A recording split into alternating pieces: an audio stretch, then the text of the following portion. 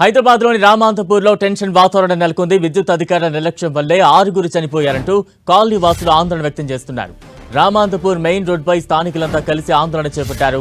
స్థానికుల ధర్నాతో భారీగా traffic jam ఏర్పడింది. దీంతో ఘటనా స్థలానికి భారీగా చేరుకున్నారు పోలీసులు. అంతకుముందు ఘటనా స్థలానికి చేరుకున్న విద్యుత్ శాఖ సీఎండీ ముషర్రఫ్కు నిరసన సెగ తగిలింది. ఘటనపై స్థానికుల నుంచి వివరాలు సేకరించేందుకు వెళ్లిన సీఎండీ ముషర్రఫ్ను స్థానికులు అడ్డుకున్నారు. విద్యుత్ శాఖ నిర్లక్ష్యంతోనే ఇవాళ 6 ప్రాణాలు పోయాయంటూ స్థానికులు తీవ్ర ఆగ్రహం వ్యక్తం చేశారు. విద్యుత్ శాఖ అధికారుల నిర్లక్ష్యంపై స్థానికులు తీవ్ర ఆగ్రహం వ్యక్తం చేశారు. We want justice, electricity department down down అంటూ స్థానికులు నినాదాలు చేపట్టారు.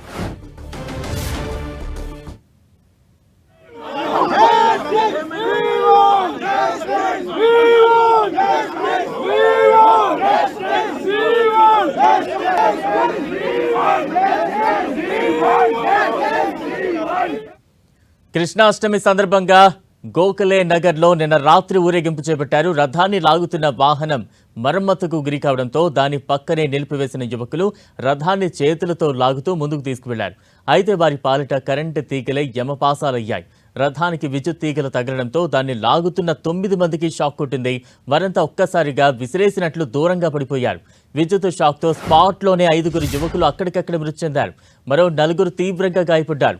ఆసుపత్రిలో చికిత్స పొందుతూ మరొకరు చనిపోగా మరో 3కి ఆసుపత్రిలో చికిత్స కొనసాగుతోంది. అర్ధరాత్రి దాటిన తర్వాత ఊరేగింపు ముగించుకుని వెళుతుండగా ఈ ప్రమాదం జరిగింది.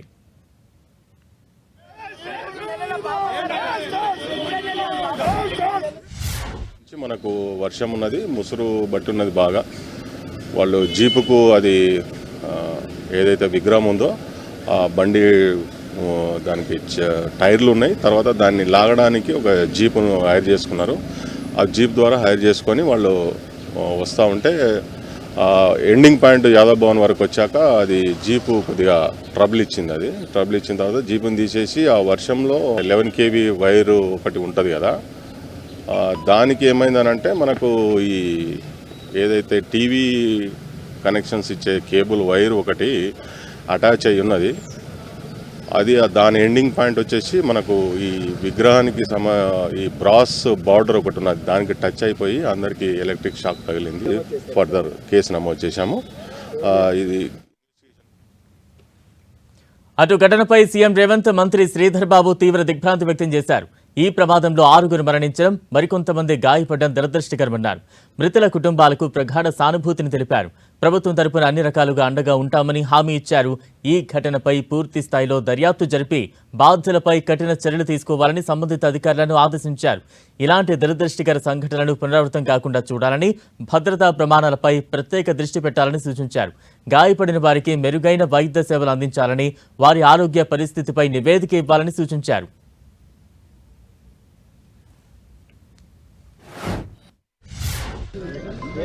TV cable conductor electrical lines తోని కాంటాక్ట్ లో వచ్చి కింద డాంగ్లింగ్ అవుతున్నప్పుడు ఆ రథంని తగిలి ఒక 5 ఎలక్ట్రిక్యూట్ అయినట్టు.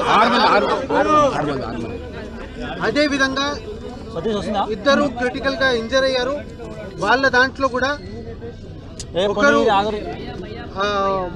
ప్రాణాలు పోకున్నట్టు సమాచారం ఉంది. సో దాన్ని సైట్ ఇన్స్పెక్షన్ చేయడానికి నేను ఇక్కడ రావడం జరిగింది.